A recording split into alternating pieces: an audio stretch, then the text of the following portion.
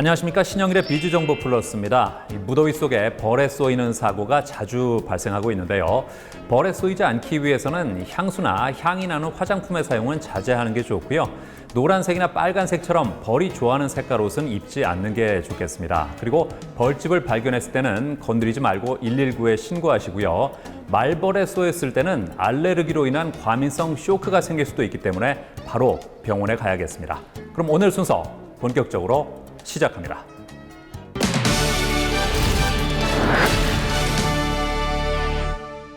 여드름은 대표적인 피부 트러블인데요. 이 여드름을 제때 치료하지 않고 방치할 경우에는 더 심해질 수도 있고 이 손으로 잘못 짜게 되면 흉터가 생길 수도 있다고 하는데요.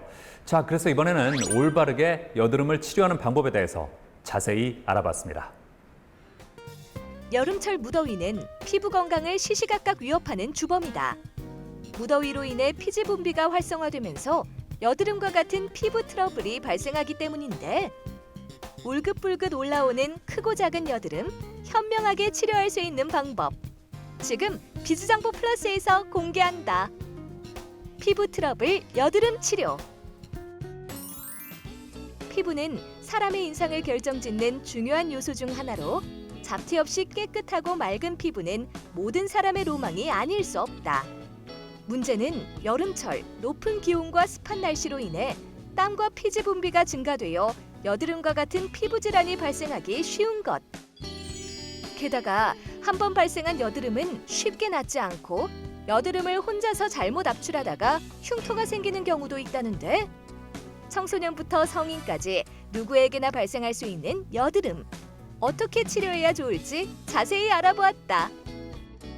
여드름은 피부 부속기인 모낭과 피지선에 발생하는 화농성 피부 질환을 이야기합니다. 예전에는 피부과 교과서에 분명하게 사춘기 질환이라고 명시되어 있었는데 최근에는 성인형 여드름의 발생이 현저하게 증가하고 있습니다. 여드름을 치료하기 전 숙련된 전문의가 눈으로 보는 시진을 통해 환자의 여드름 상태를 진단한다는데 여드름은 증상 정도에 따라 치료 방법이 결정된다고 한다. 여드름은 발생 원인이 되는 면포의 형성으로부터 시작됩니다. 면포는 여드름을 짜면 볼 수 있는 노랗고 작은 알갱이를 말하는데요.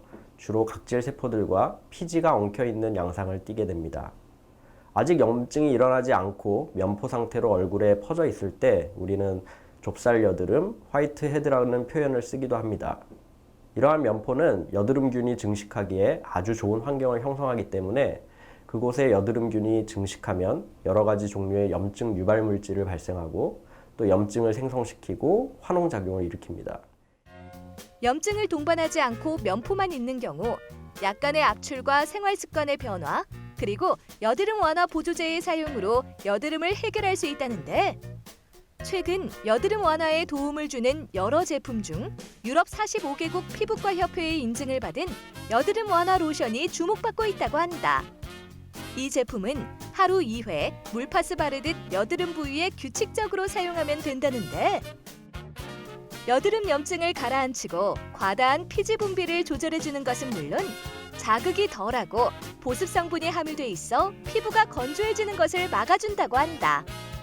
그렇다면 여드름 증상이 심한 경우에는 어떻게 치료해야 할까?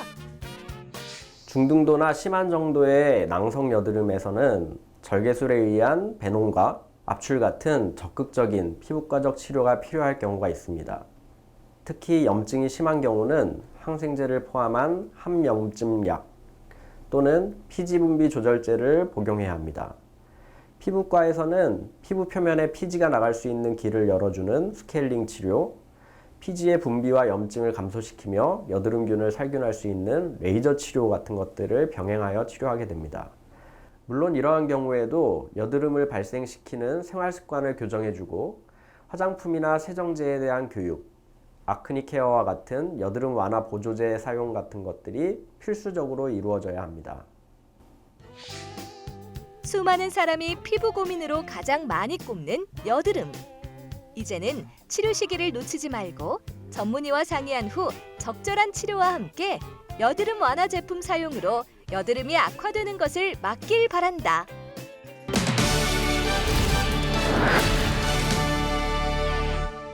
안봉균 원장님과 함께 자세한 말씀 나눠보겠습니다. 안녕하세요. 안녕하세요. 여드름이 발생하는 이유는 뭘까요? 여드름의 발생은 피지 분비와 밀접한 연관이 있습니다. 사춘기 이후에 성호르몬이 분비되기 시작하면서 피지가 많이 분비가 되기 시작하는데요. 이 피지가 많이 분비된 것이 피지가 이전에 한 번도 배출된 적이 없는 길, 곧 모공을 통해서 배출되려다 보니까 한꺼번에 다 배출되지 못하고 축적되는 부분이 생기고 여기에 여드름균이 증식하게 되어서 사춘기에는 여드름 발생이 갑자기 증가하게 됩니다.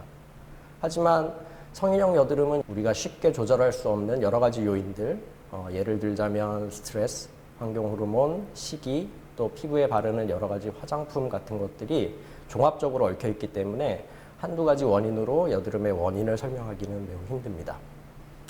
집에서도 여드름을 관리할 수 있는 여드름 완화 제품이 있다고요? 네, 여드름은 언제든 재발할 수 있기 때문에 피부과에서 여드름을 치료하는 것 외에도 집에서 꾸준히 환자가 관리할 수 있도록 도와줄 수 있는 여드름 완화 제품들이 많이 출시가 되어 있습니다.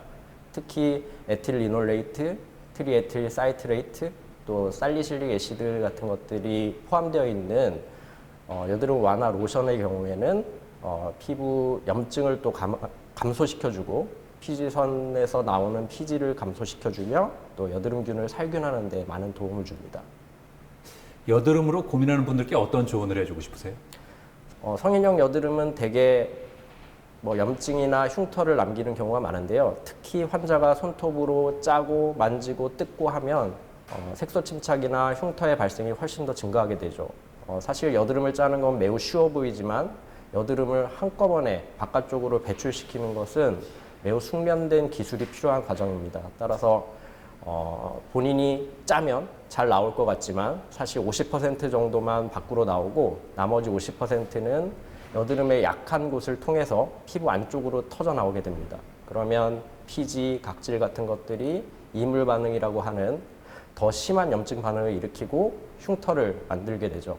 따라서 여드름은 한두 개가 나더라도 본인이 짜거나 만지는 대신에 피부과 전문의를 방문해서 치료하는 것이 훨씬 결과가 좋습니다. 네, 오늘 말씀 잘 들었습니다. 감사합니다. 감사합니다.